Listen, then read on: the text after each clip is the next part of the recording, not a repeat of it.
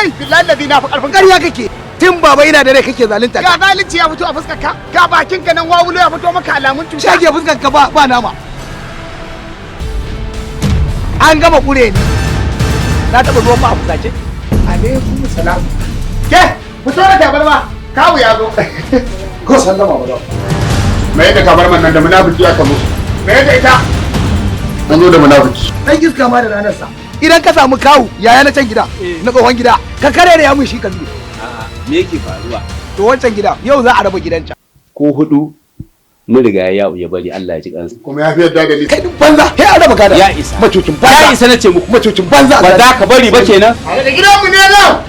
babu wanda ya isa ya zo ya mana abin da rai sai yake so duk abin da muka ga dama a cikin gidan nan zamu ko ka da ja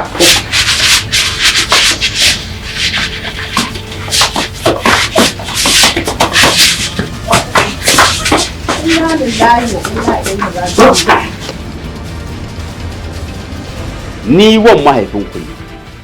kuma ko mahaifinku malam yawo Allah ya ji kansa idan yana yin abu ko cutarsa akai na sa baki nace kai malam yawo bari zai bari to bari ka ji in ga ma billahi allazi la ila ko duniyan nan za ta taru billahi allazi ba wanda ya iso ya raba wannan gadon wani rikicin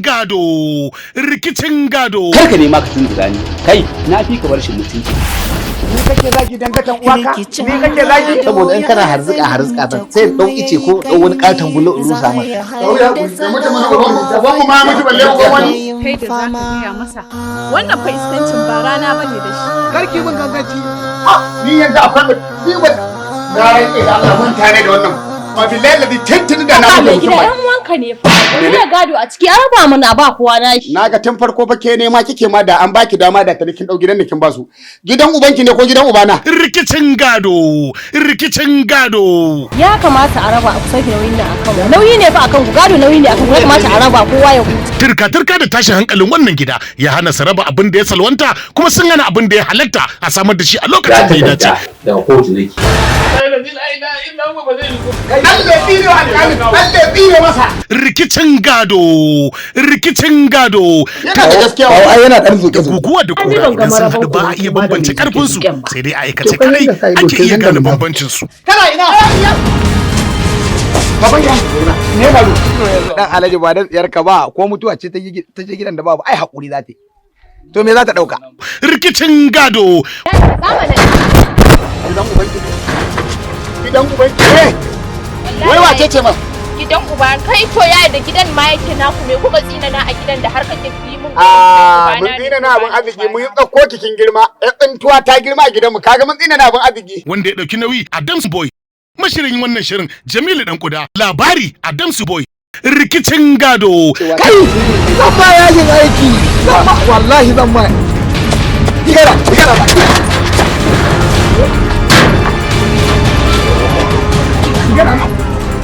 ba za ka ci ubanka wallahi za ka ci ubanka afa mana kun dame ni kun ana ni bacci wai yanzu na ta kaya ne a gidan wai fa akan rabon gado ne suke ta wannan abin tun daga waje ma ana ji to ku da shi ku zo duniya mu da duka rikicin gado ni bare ne saura kai ka shi rigima a nan tun mai mun za ku yi ne kan ba wai da shi ne yake ai mun yake kalan ne yake ba ya kama mamu ya ce ai mun shiru na ce mun bare to dan ya ce ma bare baro ya ce ma ko me gado dai raba ce za a yi yawwa sai an raba wallahi sai an raba yadda za a yi wannan jakirin mu san yadda za mu yi kauda ga abu mafi sauki menene mu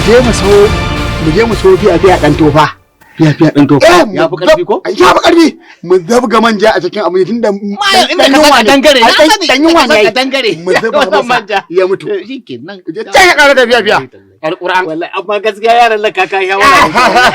tambaye ku yake ina dan kwanna o aje saka ba mu ni za ga bakan magana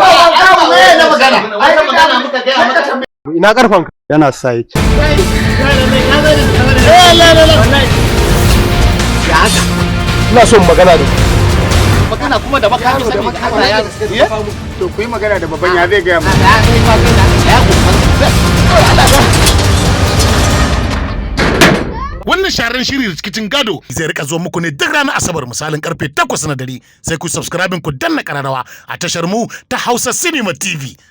Rikicin Gado wanda ya bada umarni Rufa'i B Ahmed, mataimakin mai bada umarni baban nan One Boy. Rikicin Gado.